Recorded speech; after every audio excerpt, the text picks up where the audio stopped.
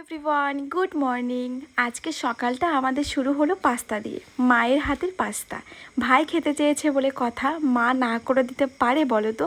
ওই জন্য আজকে সকালবেলা পাস্তা বানিয়েছে মা, একদম কম তেলে কম মশলায়, যেহেতু বাবা খাবে তাই। ভাই খাওয়া দাওয়া করে চলে গিয়েছিল বাজার করতে।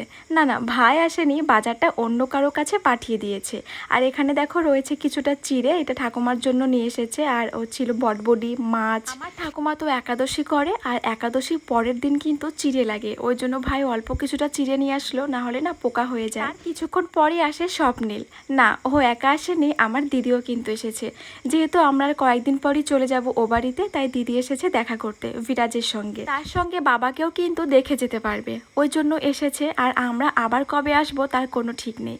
দিদি বাড়ি খুব কাছে হলেও দিদি কিন্তু আমার আসতে পারে না, আর আসলেও থাকতে পারে না, কারণ আমার দিদি স্কুলে পড়ায় আর টিউশন তো রয়েছে। তারপর দেখো সন্ধেবেলার দিকে দিদি বানাচ্ছে একটু চাউমিন, একদম কম তেলে কম মশলায়, ওই যে বাবা খাবে তার জন্য।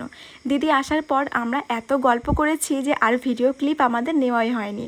এখন ওই বিকেলবেলা তো সত্যি কথা বলতে খুব কম মশলা দিয়ে চাউমিনটা বানানো হয়েছে, কিন্তু বিশ্বাস করো খেতে কিন্তু বেশ ভালোই লেগেছে আমাদের সবার। হ্যাঁ, দোকানে একটু বেশি মশলা দেয়, সস দেয়, এসব কিছু দিয়ে ওই নাড়াচাড়া করে দিয়ে দেয়, আর একটুখানি দামও নেয় 30-40 টাকা। সেই হিসাবে আমরা বাড়িতে কিন্তু সবাই তৃপ্তি করে খেলাম, একদম কম মশলায়। এখন সন্ধে হতে চললো প্রায়, দিদিও কিন্তু এখন বাড়ি চলে যাবে, কারণ দিদি থাকার একদম উপায় নেই। সকালেই রয়েছে দিদির স্কুল, আর তার সঙ্গে তো স্বপ্নিলের স্কুল রয়েছে। এদিকে দেখো স্বপ্নিল না এই মেসটা নিয়ে চলে যাচ্ছিল বাড়িতে। আসলে ওর একটা ছোট্ট গোপুসোনা রয়েছে, তাকে ও প্রত্যেক দিন সন্ধে দেয়, পুজো দেয়, আর ওর এই মেসটা দেখে ভীষণ পছন্দ হয়েছে। ও প্রতিদিন এটা জ্বালিয়ে সন্ধে দেবে তার জন্য। যারা এরকমই হয় তাই না? তো দেখো দিদি চলে যাওয়ার পর আমার একটুও ভালো লাগছিল না। এখন